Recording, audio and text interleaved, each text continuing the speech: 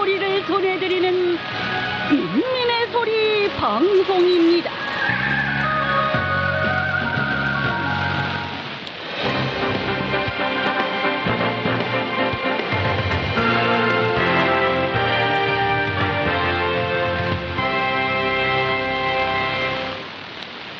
보도입니다. 김정은 정권이 주민들을 대상으로 동포의 나라 대한민국에 대한 반대 계급 교양을 강화하고 나섰습니다. 수십 년 동안 이 땅에서 반대 계급 교양의 주된 비난 대상은 미국과 일본이었습니다. 하지만 최근 일본이 빠지고 한국이 그 자리를 대신하고 있습니다. 함경남도 통신원은 이달 들어 단천시에서 각 공장기업소 종업원들과 가돈 여성 등 시내 주민들의 계급교양 간 참관이 진행되고 있다며 거의 매년 반복되는 계급교양 간 참관이지만 이번에는 특이했다고 전했습니다. 이전에는 시 계급교양관에 전시된 사진과 그림, 언론 보도 등의 자료가 주요 다도 대상인 미국과 일본에 대한 것이었는데 이번에 가보니 한국에 대한 자료가 새로 추가돼 있어 혼란스러웠다고 말했습니다. 그러면서 최근 당국이 일본에 대한 내용은 생략하고 대신 한국을 겨냥한 적대교양과 비방선전을 강화하고 있어 주민들은 일본보다 한국이 더 적대국이라는 건가라며 의아해한다고 강조했습니다. 함경북도 통신원은 최근 당국이 곧 군대에 나갈 고등학교 졸업생들을 대상으로 충성교양과 함께 한국에 대한 적대감을 고취하는 계급교양에 열을 올리고 있다고 전했습니다. 하지만 그 어떤 사상교양이나 선전도 한국을 동경하는 청년들과 주민들의 마음을 움직이기 어려울 것이라고 강조했습니다. 다음, 김정은 정권이 2022년 8월 10일 신형 코로나 비루스 감염증과의 방역전 승리를 선언했지만 량강도에서 코로나 비루스가 확산되고 있습니다. 관련 소식통에 의하면 량강도 지역에서 신형 코로나 비루스 등 폐렴 환자가 급속히 늘고 있습니다. 3월 초 량강도 배감군에서 코로나 증상을 보이던 어린이들이 연이어 사망하는 일이 발생했습니다. 이에 도당위원회가 방역소를 통해 긴급 방역 조치를 취했습니다. 특히 당국은 코로나 증상을 보이던 어린이들이 사망하자臨時 방학 조치를 내리고 외출을 자제하라고 지시했습니다. 량강도당위원회는 코로나 때문에 마스크를 착용해야 한다니 길에서 마스크 단속에 나설 것이라고 공식 호치했습니다. 소식통은 요즘 주변에 코로나 증상처럼 기침하고 고열에 시달리는 사람들이 많다면서 코로나 시기는 물론 현재도 돈이 없지만 돈이 있어도 약 구하기가 어렵다고 토로했습니다. 때문에 대부분의 주민들은 최소한의 예방책인 마스크 착용에 매달릴 수밖에 없는 상황이라고 덧붙였습니다. 다음, 우리 백이 민족의 송산 백두산이 중국의 유엔교육과학문화기구 세계 지질공원이 될 전망입니다. 외신 보도에 의하면 3월 13일부터 27일까지 진행되는 제219차 유엔 교육과학문화기구 유네스코 집행이사회에서는 18개 신규 세계지질공원을 인증하는 안건이 논의될 예정입니다. 인증을 앞둔 후보지에는 중국 장백산이 포함되어 있습니다. 장백산은 중국에서 백두산을 지칭하는 이름입니다. 18개 신규 세계지질공원 후보지들은 작년 9월 유네스코 세계지질공원 이사회에서 등재 권고 결정이 내려진 것입니다. 세계지질공원 이사회에서 등재가 권고되면 특별한 사정이 없는 한 집행이사회에서 그대로 인증되는 것이 관례입니다. 중국은 지난 2020년 자국 영토에 속하는 백두산 지역을 세계 지질공원으로 인증해달라고 유네스코에 신청했습니다. 현재 백두산은 4분의 1이 북한, 4분의 3이 중국 땅입니다. 백두산이 중국의 세계지질 공원이 될 상황에 처한 것을 아는지 모르는지 평양 정권은 이런 반구도 없습니다. 한국 학계에서는 중국의 장백산 세계지질공원 인증 신청이 남북이 모두 중시하는 백두산을 중국만의 것으로 만들려는 백두산의 중국화 시도 중 하나라는 지적이 빗발치고 있습니다. 다음, 유엔 인권기구가 김정은 정권을 향해 외국인 옥류자 명단을 공개하라고 강력히 촉구했습니다. 외신 보도에 의하면 서울 유엔 인권사무소는 3월 12일 북한에 구금된 외국인에 대해 북한 정부는 공정한 재판, 인도적인 구금 조건, 고문당하지 않을 자유를 보장해 구금자의 권리를 보호할 1차적인 의무가 있다고 강조했습니다. 서울 유엔인권사무소는 최근 한국 정부가 북한에 옥류된 자국민 석방 노력을 강화하는 것과 관련해서 이같이 밝히고, 북한 정부는 자국 영토에 구금하고 있는 모든 외국인 명단을 공개해야 한다고 촉구했습니다. 계속하여 이들의 행방과 건강 상태에 대한 자세한 정보를 가족에게 제공하고, 가족이나 관련 정부가 옥류자에 대한 정보를 정기적으로 문의할 수 있는 소통 창구를 구축해야 한다고 권고했습니다. 현재 북한에는 김정욱 선교사를 포함해서 한국인 6명이 옥류되어 있는 것으로 알려져 있습니다. 다음, 미국 기업 테슬라의 최고 경영자 일론 머스크가 추진 중인 인공위성 인터넷 상용화에 중국과 북한 지도자들이 우려하고 있을 것이라는 외신 보도가 나왔습니다. 스위스 신문 노예 취리호 짜이통은 지난 3월 8일자 기사에서 머스크가 추진 중인 스타링크 인터넷 상용화로 중국과 북한 지도자들에겐 우려스러운 일이 됐다고 보도했습니다. 스타링크란 현재 까벨로 된 범용 인터넷망이 아닌 위성으로 어느 지역이든 사용할 수 있게 개발한 위성 인터넷 서비스입니다. 신문은 위성 접시 없이 위성 인터넷 사용이 상용화된다면 북한의 경우 개방된 인터넷에 대한 접근이 가능해져 상당한 변화를 가져올 수 있다고 전망했습니다. 현재 북한에서는 70% 정도가 선전화기를 가지고 있지만 1%만이 인터넷에 접속할 수 있으며, 이마저도 내부 통신망인 인트라네트라고 불릴 정도로 심하게 검열되고 있습니다. 싱가포르에 기반을 둔 자료 분석기관 데이터 리포탈이 최근 발표한 보고서에 따르면 북한 내 실제 인터넷 사용자는 1000명 미만입니다. 때문에 스타링크 위성체계가 상용화되면 북한 일반 주민들도 인터넷을 사용할 수 있게 될 것이라고 신문은 덧붙였습니다. 다음, 최근 러시아 감옥에서 사망한 반정부 운동가 알렉세이 나발리의 아내 율리아 나발라야가 푸틴은 살인자라며 서방에서 그를 지도자로 인정해서는 안 된다고 목소리를 높였습니다. 나발라야는 3월 13일 미국 신문 워싱턴 포스트에 기고한 글에서 러시아 대통령 선거 한 달 전인 2월 16일 자신의 남편 나발리가 푸틴의 직접 지시에 따라 감옥에서 살해당했다고 밝혔습니다. 이어 자신은 한 번도 정치인이 되고자 하지 않았지만 푸틴은 자신에게 선택지를 앗아갔다니 푸틴을 쓰러뜨리기 위해서는 그가 누구인지 알아야 한다고 강조했습니다. 그러면서 불행하게도 서방의 대부분은 푸틴을 지도자로 간주하지만 그것은 큰 실수라며 푸틴은 정치인이 아니라 조폭 깡패라고 지적했습니다.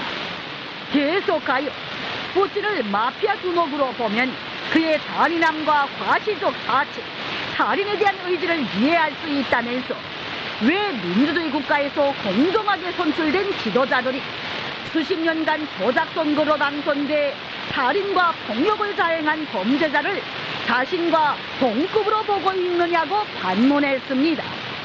나발라야는 러시아의 모든 사람들이 푸틴과 그의 전쟁을 지지한다고 생각하지 말아달라면서 서방의 지도자들에게 푸틴에게 맞서는 러시아 시민들을 도와달라고 요청한다. 푸틴은 찬탈자이며 폭군 전범자, 살인자라고 규탄했습니다. 다음, 대한민국 국민들의 삶의 질이 전 세계 19위인 것으로 나타났습니다. 유엔사나 유엔개발계획이 3월 13일 공개한 인간개발 보고서에 의하면 한국의 인간개발 지수는 조사 대상 193개 국가 및 지역 가운데 19위로 평가됐습니다. 이는 전년도보다 한 계단 높아진 것입니다. 한국은 2009년 26위에 오른 이후 2010년과 2012년 12위를 기록하는 등 계속해서 최상위 국가군에 속해왔습니다. 주민의 삶의 질을 평가하는 데 활용되는 인간개발지수는 국가별로 기대수명, 기대교육연수, 평균교육연수, 한 사람당 국민소득 등 4가지 지표를 바탕으로 산출됩니다. 1위는 전년도에 이어 스위스가 차지했으며 이어 노르웨이, 이슬란드, 홍콩, 단마르크, 스웨디의 도이출란드, 아일랜드 등의 순서였습니다. 미국은 20위를 차지했고 일본은 지난번 조사보다 2계단 하락해 24위를 기록했습니다. 중국은 75위에 그쳤으며 북한은 집계 불가능으로 순위에서 제외됐습니다. 다음, 한국 기업 LG전자가 미국의 유력 소비자 매체인 컨슈머 리포트가 주관하는 최고의 세탁기 평가에서 상위권을 다 휩쓸었습니다. 최근 컨슈머 리포트가 발표한 최고의 드럼 세탁기 올해 첫 평가 결과에서 LG전자는 1등부터 4등까지 모두 차지했습니다. 한국 기업 LG전자의 드럼 세탁기는 세탁 성능, 물과 에너지 효율성, 고객 만족도 항목에서 최고 등급인 4고를 받았습니다. 1등에서 4등에 오른 LG전자 드럼 세탁기는 모두 컨슈머 리포트가 선정하는 그린 초이스 제품입니다. 컨슈머 리포트는 물과 에너지 효율, 상표의 신뢰성, 세탁 후 세탁물의 부드러움 정도, 제품의 무게, 부피 등을 직접 시험해서 최상위 제품에 그린 초이스라는 지표를 부여하고 있습니다. 세탁기 시장은 고급 드럼 세탁기와 통돌이 세탁기, 고급형 조반식 세탁기로 나뉘어 있습니다. 드럼 세탁기는 고효율 통돌이 세탁기와 조반식 세탁기보다 세척력이 뛰어나고 물을 덜 사용하는 것으로 해서 호평받고 있습니다. 외신들은 한국 기업 LG전자의 국제 가전시장 매출을 견인하는 세탁기가 미국 월프를 제치고 가전은 역시 LG라는 아성을 공고히 했다고 보도했습니다. 보도를 마칩니다. 중기 일기 예보입니다. 3월 18일부터 24일까지 기간의 날씨를 알려드리겠습니다. 북반구는 19일 전반쪽 지역에 비 또는 눈이 내리겠으며 23일은 평안북도 지역에 비가 오겠습니다. 이번 예보기간 아침 기온은 영하 3도에서 4도, 낮 기온은 6도에서 16도 정도 예견됩니다. 그럼 이 기간 예견되는 지방별 날씨입니다. 평안남도 18일과 22일 개였다가 구름이 많고 19일 진눈까지 내리겠으며 23일과 24일 흐리고 그 밖의 날들은 맑겠습니다. 평안북도와 자강도 18일 구름이 많고 19일 오전에 진눈까지 내린 뒤 개어서 20일 오전까지 맑겠으며 23일 비가 내리고 24일은 흐리겠습니다. 황해남북도 18일 개였다가 구름이 많고 19일 흐려서 진눈까지 내리겠으며 20일부터 20일 오전까지 맑겠고 23일과 24일은 흐리겠습니다. 함경남도와 강원도, 량강도 일부 지역은 19일 구름이 많고 흐려서 오후에 눈이 내리겠으며 22일 개였다가 구름이 많고 23일 흐리겠으며 그 밖의 날들은 맑겠습니다.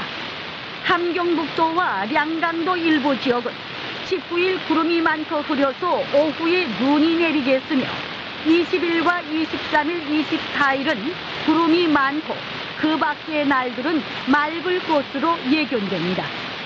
바다 날씨를 알려드리겠습니다. 동해 해상에서는 19일 구름이 많고 흐리겠으며 20일 구름이 많았다가 데이고 23일과 24일은 구름이 많겠으며 그 밖의 날들은 맑겠습니다. 물결은 18일 1 내지 4m로 매우 높고 그 밖의 날들은 1 내지 2m로 일겠습니다. 서해해상에서는 18일 개였다가 흐리고 19일 구름이 많고 오후에 비가 내리겠으며 20일과 21일은 개이고 22일과 23일은 구름이 많겠으며 24일 흐리겠습니다. 물결은 19일과 20일, 24일은 1 내지 2.5m로 그 밖의 날들은 0.5 내지 1.5m로 일 것이 예견됩니다. 3월 18일부터 24일까지 기간의 날씨를 알려드렸습니다. 인민의 소리 방송입니다.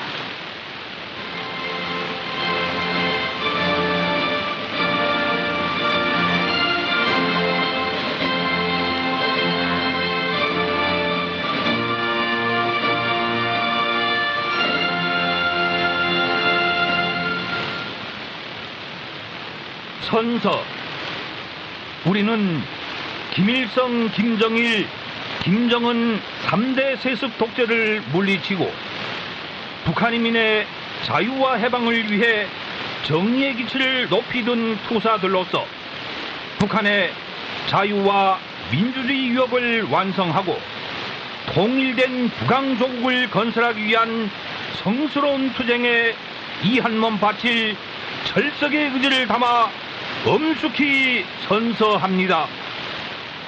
첫째, 우리는 자유와 민주, 인간의 권리와 행복을 가장 높은 가치, 제일 생명으로 간직하고 우리의 운명이고 미래인 자랑스러운 대한민국을 정치 사상적으로 목숨으로 견결히 옹호 보위하겠습니다.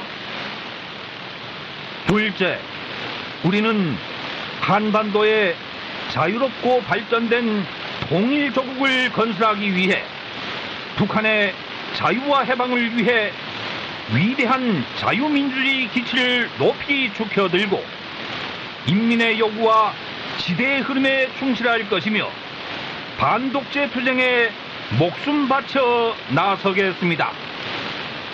셋째, 한반도 절반 땅에 자유롭고 선진적인 대한민국에 있어 반드시 승리한다는 확고한 신념과 낙관을 품고 반체제 조직의 노선과 방침을 결사 관철하며 일승 단결 자유의 기치 드높이 김정은 독재를 물리치기 위하여 사생결단의 투쟁을 해 나가겠습니다. 넷째, 우리는 대한민국이 참으려 이룩한 자유와 민주, 선진화의 고귀한 가치가 훼손되지 않도록 온갖 모략적인 정치 사상 공세에 당원히 맞설 것이며 북한인민의 계몽과 건전한 자유사상 무장을 위해 반독재 투쟁 조직의 사상 조직적 진지를 반석같이 다져나가겠습니다. 다섯째, 우리는 위대한 대한민국과 같은 민족이라는 크나큰 긍지와 자부심을 안고 북한 땅에도 찬란한 자유와 민주의 새 세상을 세우고 한반도의 평화 통일과 북한 인민의 궁극적 해방을 이룩하기 위하여 이 한 몸 바쳐 억세게 싸워 나가겠다는 것을 엄숙히 맹세합니다.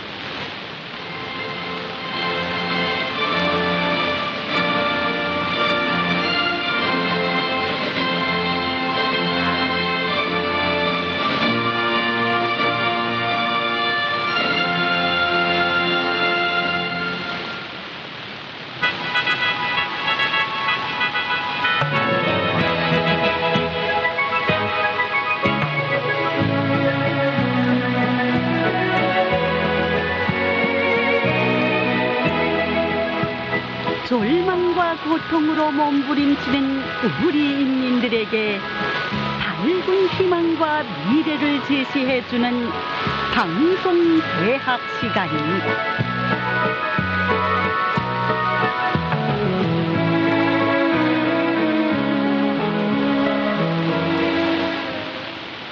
청취자 여러분 안녕하십니까? 이 시간에는 독재와 왜곡 선전에 대해 58번째 시간으로 꾸며진 김일성의 인민적 풍모에 대해서 말씀드리겠습니다.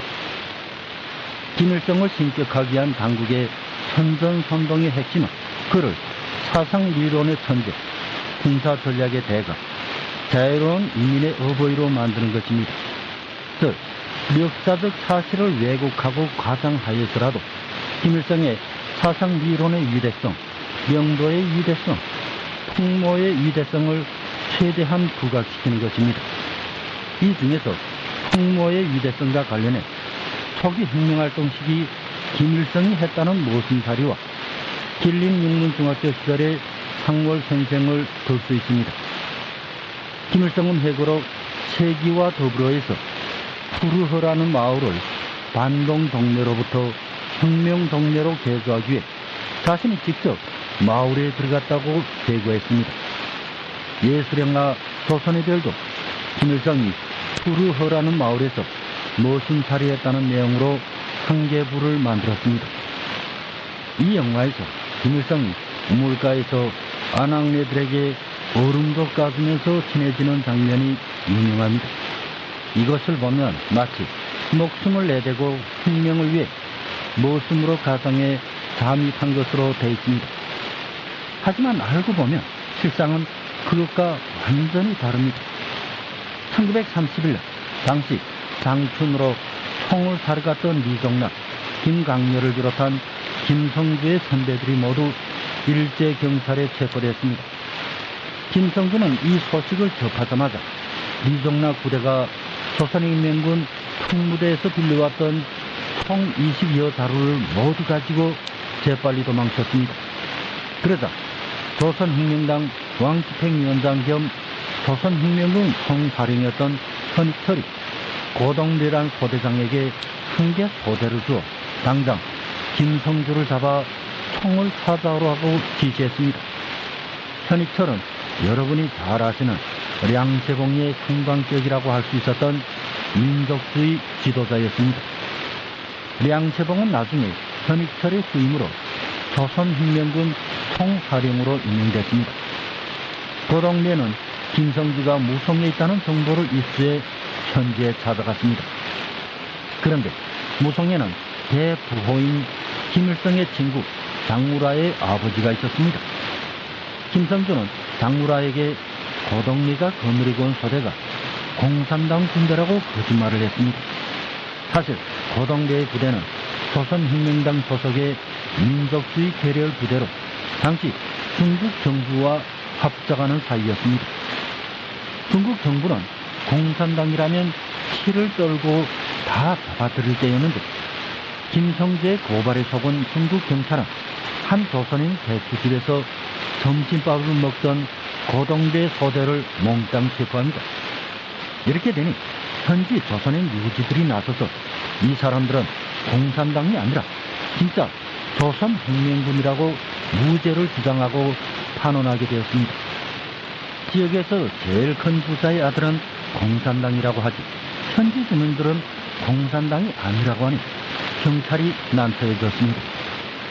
결국 중국 경찰은 이들이 가져온 총에서 총알을 빼고 빈 총만 주고 어느 려간에 머무르게 했습니다.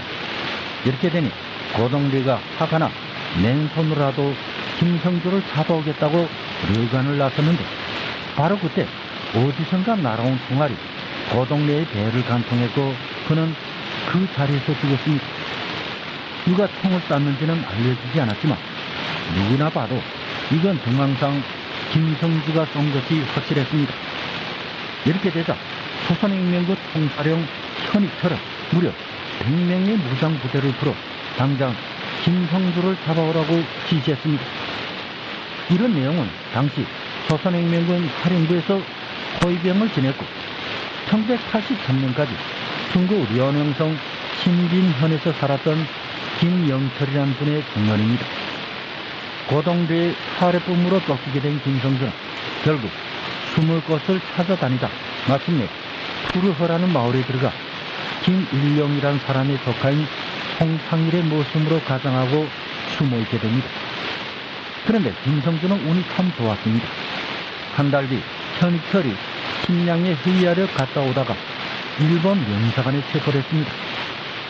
체포 소식이 동아일보에도 실렸을 정도로 현익철은 유명했습니다. 총 4령이 체포돼서 김성주를 쫓던 조선혁명군 부무대는 철수하게 되는데 이렇게 되어 20살 김성주의 푸르허 모순살이도 한 달 남짓으로 끝나게 됐습니다. 당국이 김일성의 인민성이라고 선전하는 푸르허 마을 모순살의 내막은 바로 이렇습니다. 김일성은 회고록 1권 3장 길림시절 2절 상월 선생에서 길림육문중학교 시절에 만났던 상월 선생이 김일성이 나중에 권력을 잡자 1950년대 자신의 쓴 걸 나와 소년 시절의 김일성 원수와의 역사적 관계와 중국 역사 강요를 보내주었다고 하였습니다. 1948년 중국 국공내전이 끝나고 1950년대 중국인민대학에서 교원으로 재직하였던 상월 선생은 당시 같은 대학의 3대 교수인 곽만략과 상반되는 역사적 견해를 가졌던 탓에 고초를 겪었습니다. 모택동과 깊은 우정을 가지고 있던 곽만략 교수의 견해를 반대하여 결국 사상투쟁 대상이 되고 말았던 것입니다. 하여 상월 선생은 공산당에서 출당되어 중국 공안부의 조사를 받기도 하였는데 당시 공안부 정치보안국장은 과거 항일연군 출신으로 김일성과 함께 빨치산 투쟁을 했던 사람이었습니다. 그는 상월 선생의 사료를 보다가 김일성에 대해 질문했다고 합니다. 김일성이 길림육문중학교를 다녔던 사실을 알고 있던 정치보안국장이 상월 선생에게 당신이 1927년에 길림육문중학교에서 교원으로 재직했으면 혹시 조선의 김일성 수상을 알고 있어? 라고 물었고 상월 선생은 김일성이라는 이름을 처음 들어보기에 모른다고 대답했다고 합니다. 국장이 재차 상월 선생에게 조선 김일성 수상이 그때는 김성주라고 불렀다고 말해 주었어야 깜짝 놀랐다고 합니다. 그러면서 그 김성주가 지금의 김일성 수상이란 말인가? 그럼 그는 내가 되어준 학생이 맞다. 나는 길림육문중학교 시절 그의 오문 교원이었다고 고백했다고 합니다. 그래서 상월 선생은 나와 소년 시절 김일성 수상과의 역사적 관계라는 퇴고문을 쓰게 된 것입니다. 상월 선생은 문화대혁명 시기에도 숙청 대상이 되어 고초를 겪었는데 그때 그의 아내도 중국 공산당의 핍박을 못 이겨 자결하였습니다. 당시 상월 선생은 어려운 상황에 직면하자 김일성이 자기를 찾아와 옛 은사로 인정해주길 바랐으나 아무리 편지를 보내도 바다에 돌 던진 격이었다고 말했습니다. 김일성은 회고록에서 2차례에 걸쳐 상월 선생이 보내준 편지를 그가 쓴 글과 함께 받아보았다고 하였는데 스승이 도움을 요청할 때는 거절하다가 스승이 사망한 지 10년이 더 지난 1992년에 회고록을 통해 그를 자신의 신원 보증인으로 써먹었습니다. 김일성은 회고록에서 길림을 떠난 상월 선생은 한때 만주성 당위원회에서 비서장으로도 활동했다고 했지만 임페리 출신인 그는 교원으로 근무했을 뿐 중국 공산당 간부로 활동한 적이 없었습니다. 김일성은 상월 선생을 회고하면서 서두에 나에게 자본론을 안내해준 선생이 박소심이라면 고리끼의 어머니와 홍두멍을 소개해준 사람은 상월 선생이었다.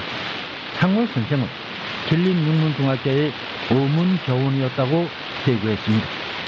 그러나 김일성 평전의 저자인 조선족 출신 재미교포 류순호 역사학자가 연고자들에 대한 취재를 통해 알아낸 당시의 대화 내용을 보면 홍두망을 고르던 김일성에게 상월 선생은 내 수준으로는 이 책을 읽어도 뜻을 알 수 없을 거야. 그러니 다른 쉬운 책부터 먼저 읽거라 라고 말해주었다고 합니다. 김일성이 그럼 선생님이 추천해 주세요. 어느 책부터 읽으면 좋을까요? 라고 반문하였고 연구자들의 회고에 의하면 당시 상월 선생은 김일성에게 특별히 소설 암독강가에서를 추천했습니다. 그런데 김일성은 회고록에서 이 책에 대해서는 이런 방구도 없이 홍두모, 고리끼의 어머니와 원수들, 소년방랑자, 축복 등 유명한 책들에 대해서만 언급했습니다.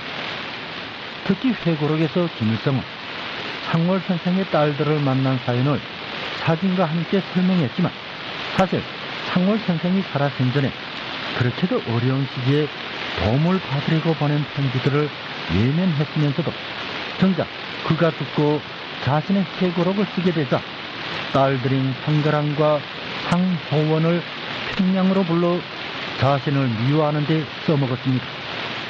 이렇듯 역사의 진실을 숨기고 오직 자신의 신적화 선전에 필요한 것이라면 가짜도 사실인 뜻 꾸며내는 김씨 일족과 당 선전선동부의 역사 왜곡과 날조는 후안무치한 행태가 아닐 수 없습니다.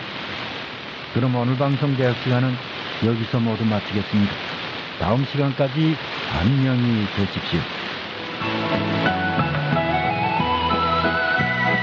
지금까지 방송 대학 시간이었습니다.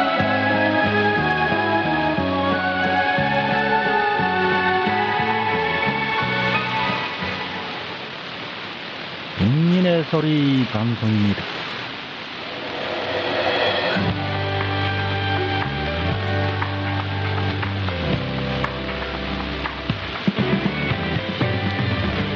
여러분 안녕하십니까? 이 시간은 우리와 한 핏줄을 이은 남쪽 나라 한국을 비롯한 바깥 세상의 이모저모를 빌려보는 문화기행 시간입니다.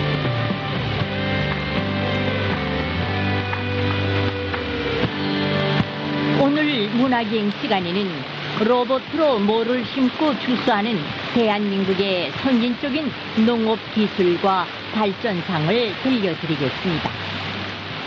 여러분, 남새 모종이나 강냉이 영양단지, 변모 같은 것을 로봇가 알아서 심는다면 상상이 가시나요?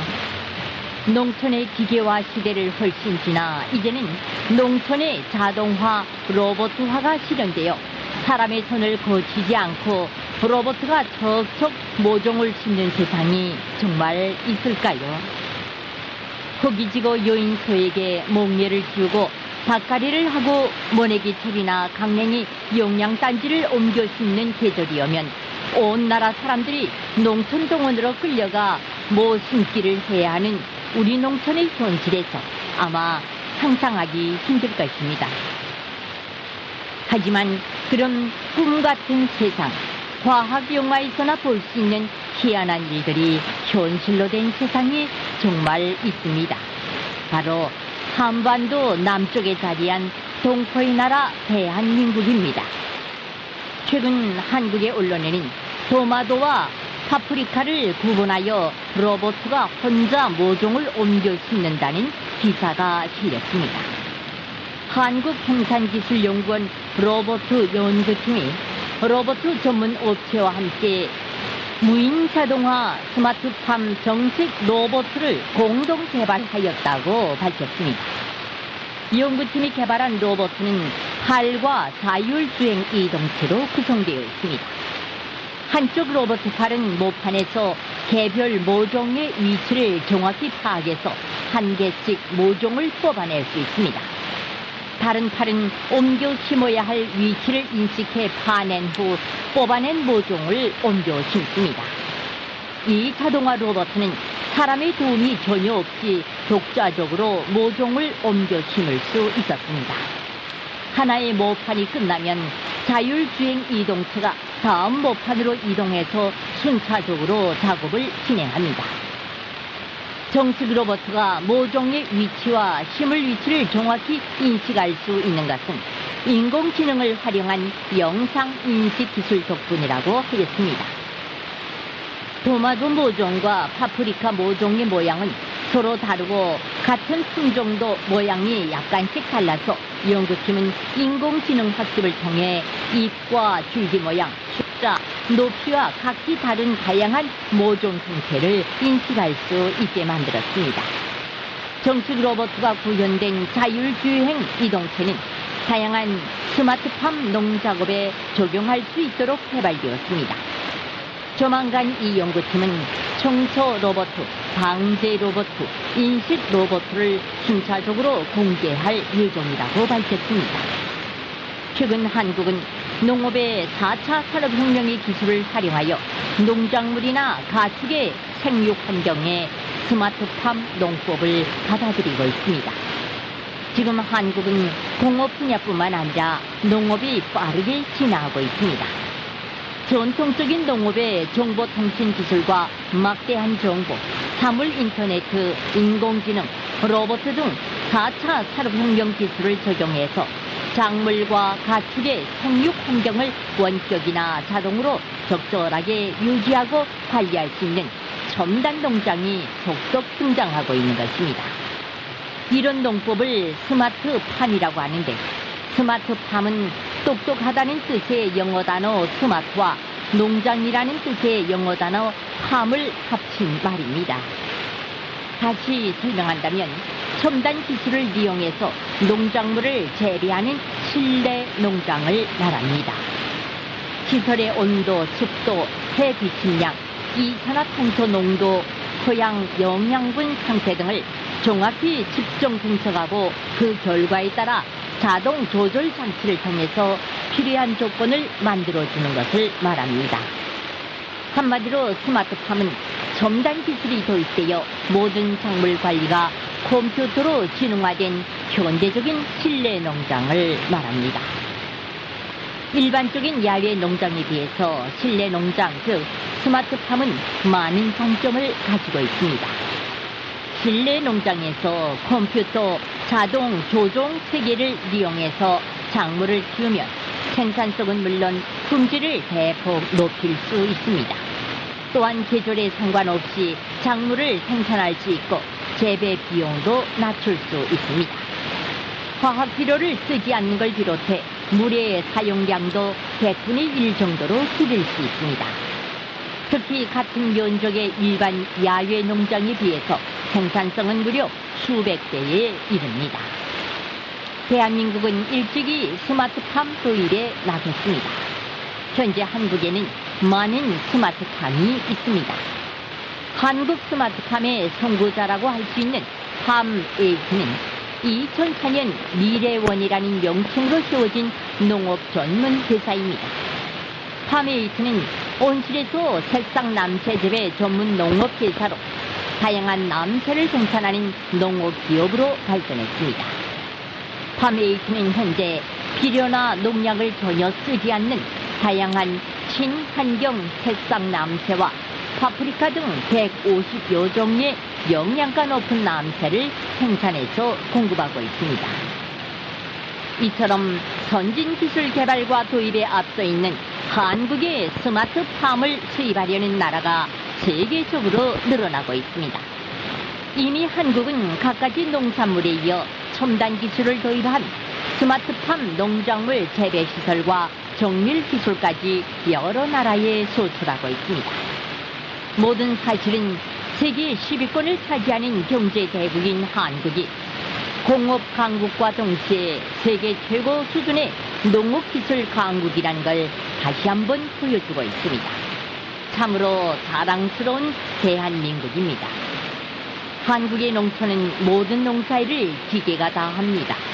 농촌 가구마다 트랙터루와 모내기 기계, 탈곡기 등 농기계를 일식으로 갖추고 있습니다. 한국 농촌에서는 한 가구당 평균 3 내지 5종보의 땅을 가지고 있습니다. 어떤 농가에서는 무려 10종보 이상의 땅을 가지고 있습니다. 그 넓은 땅을 부부가 관리하는 농가가 많습니다. 모든 농사일을 기계로 하기에 가능한 것이지요.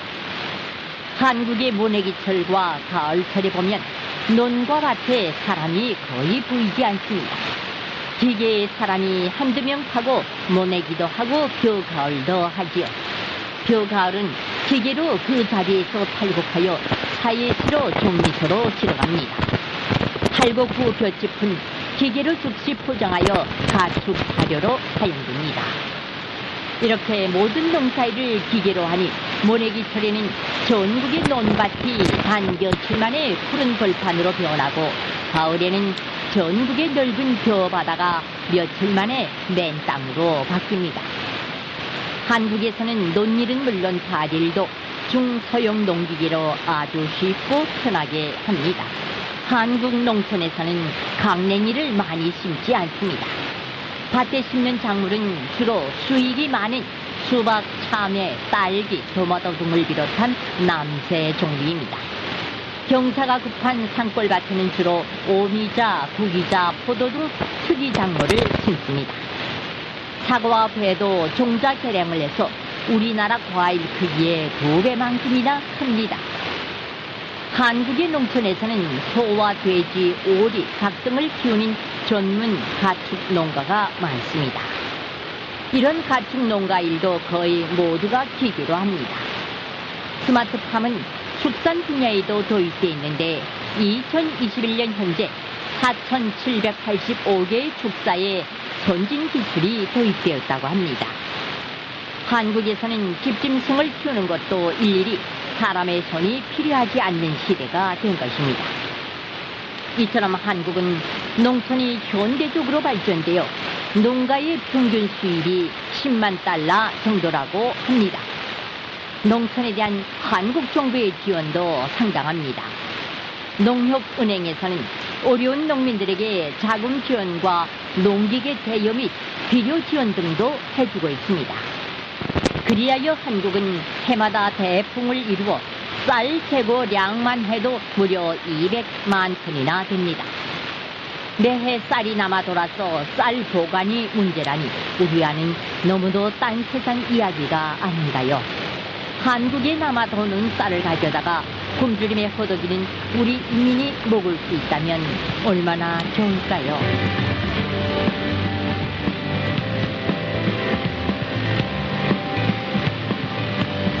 이 외에도 한국 농촌의 발전상을 이야기하자면 끝이 없습니다. 한국의 농촌이 이처럼 발전할 수 있게 된 것은 우선 땅의 소유권, 경작권, 처분권도 다 농민에게 있기 때문입니다. 생산물이 많으면 차려지는 수입도 많아지기에 수확량을 높이기 위해서 머리를 쓰고 열심히 일하는 것입니다. 우리 농촌도 한국의 농촌처럼 발전하자면 땅의 소유권과 경작권, 생산물에 대한 처분권을 농민에게 주는 농업개혁을 실현해야 할 것입니다. 그럼 노래 한 곡 들으시겠습니다. 고향의 노래.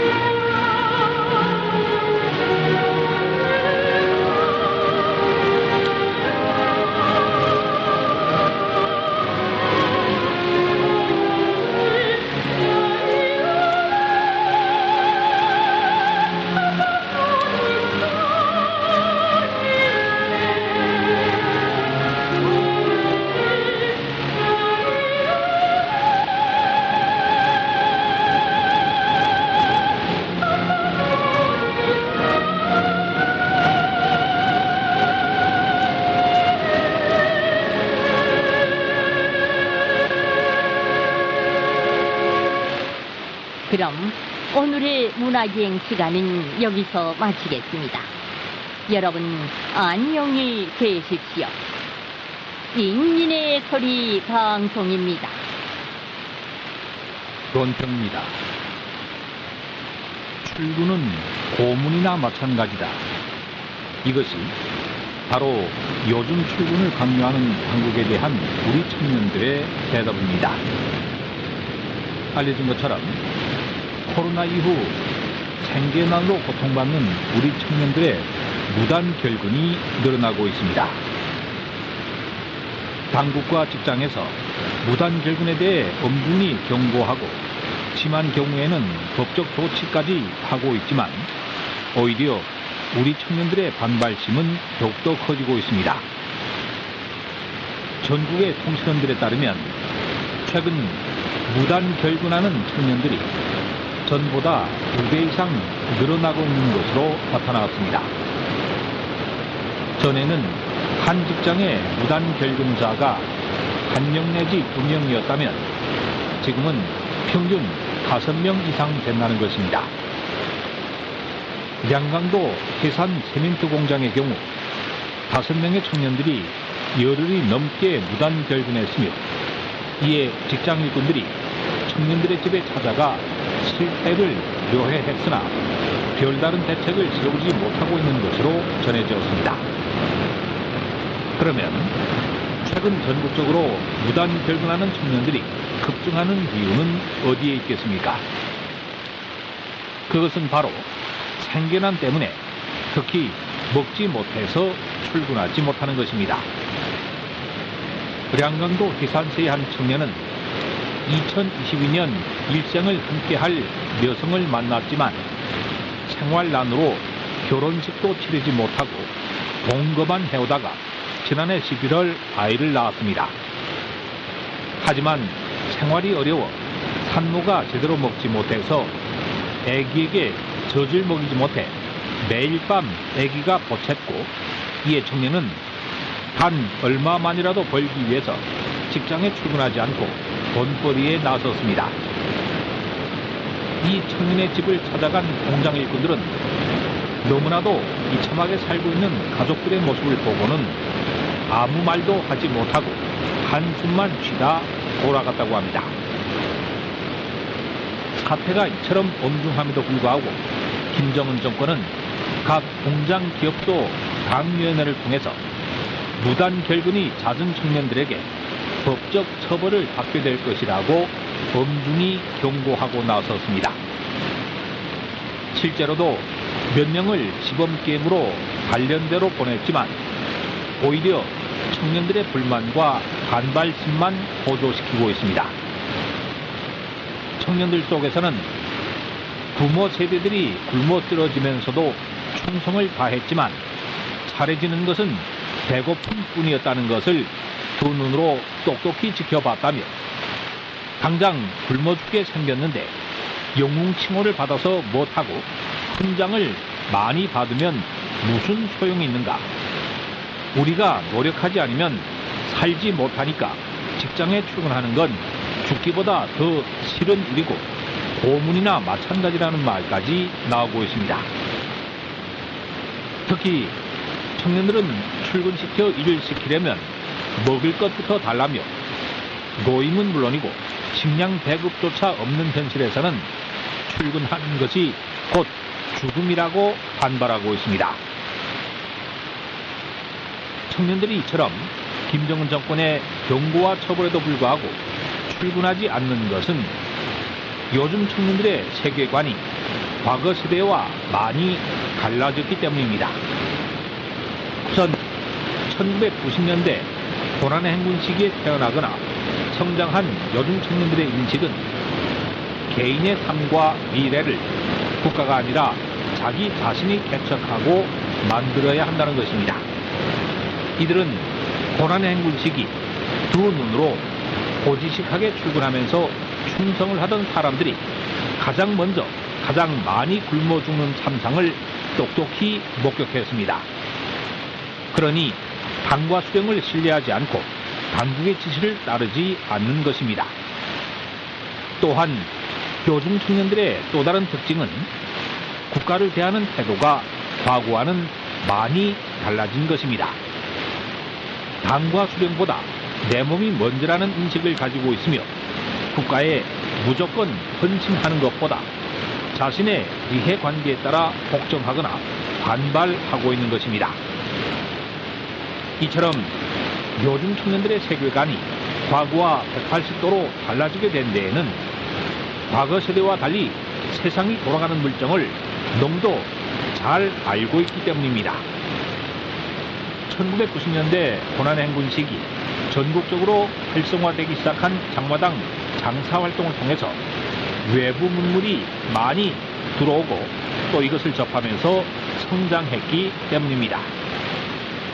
특히 각종 매체를 통해서 한국 연속극과 영화, 가요 등을 보고 들으며 자란 요즘 청년들은 바깥 세상의 모습을 너무나 잘 알게 되었고 한국 문화에 푹 빠져 있는 신세대들입니다. 그래서 지구상에서 북한이 가장 가난한 거지 국가라는 사실은 물론 한국이 세계 10대 경제 강국이자 선진국이라는 진실까지 너무나 잘 알고 있습니다. 김정은 역도가 반동사상 문화배교법과 청년교양보장법, 일명 오빠 금지법이라고 하는 평양 문화보호법이라는 사상 최악의 3대 악법들까지 제정하여 청년들에 대한 단속과 통제, 처벌을 강화하는 이유는 바로 여기에 있습니다. 하지만 아무리 많은 악법을 제정하여 청년들을 탄압하고 강제로 직장에 출근시켜도 우리 청년들의 세계관은 결코 변화시킬 수 없을 것입니다. 청년들에 대한 탄압과 처벌을 강화하면 할수록 오히려 청년들의 반발과 저항에 부딪혀 세습체제의 비참한 몰락만을 재촉하게 될 것입니다. 이상 논평이었습니다. 인민의 소리 방송입니다.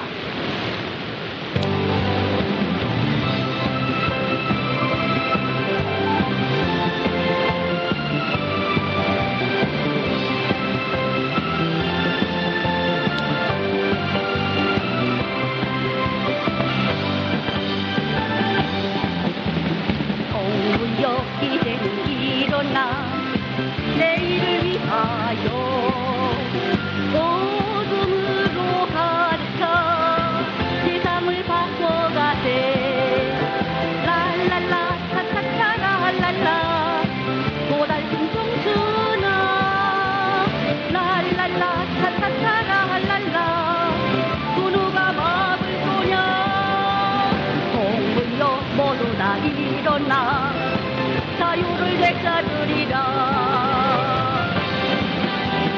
동무여 다같이 일어나 너와 나 위하여 고난으로 가득한 현실을 바꿔가세 랄랄라 타타타라 할랄라 많은 청춘아 랄랄라 타타타라 할랄라 세상을 가져보자 동무여 우리 다 일어나 미래를 지켜나가자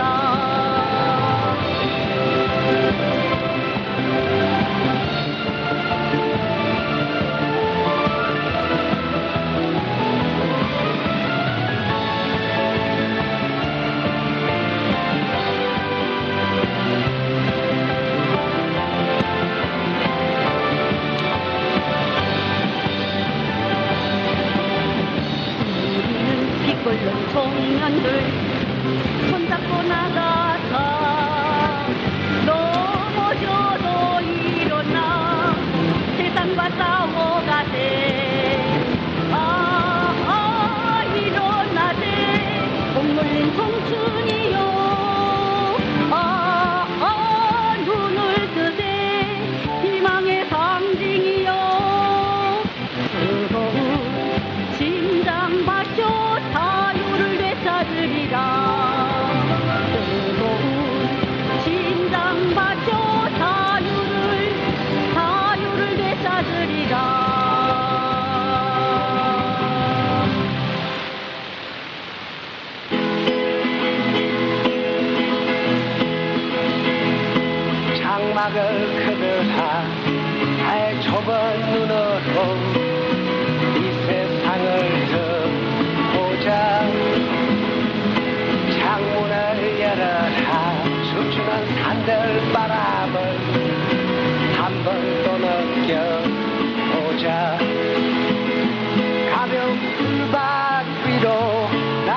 듣게 해주세.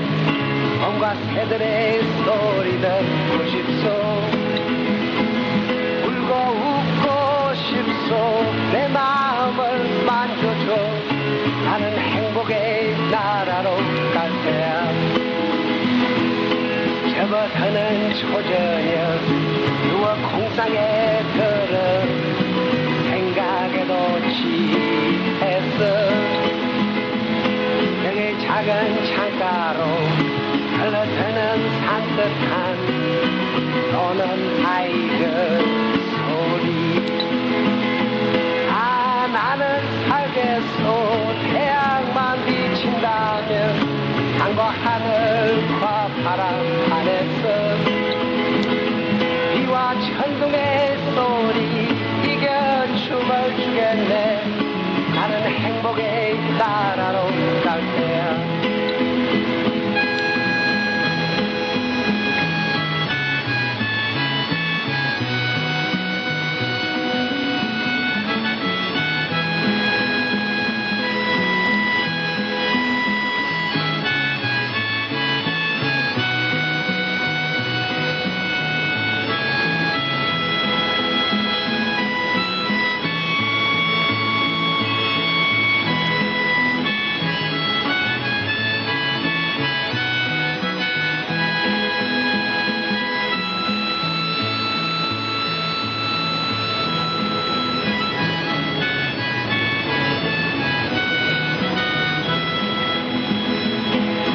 숙인 그대여 눈을 떠보세.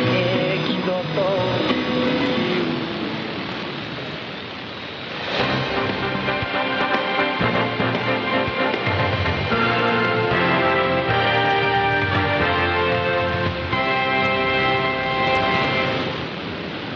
보도입니다. 김동은 정권이 주민들을 대상으로 동포의 나라 대한민국에 대한 반대 계급 교양을 강화하고 나섰습니다.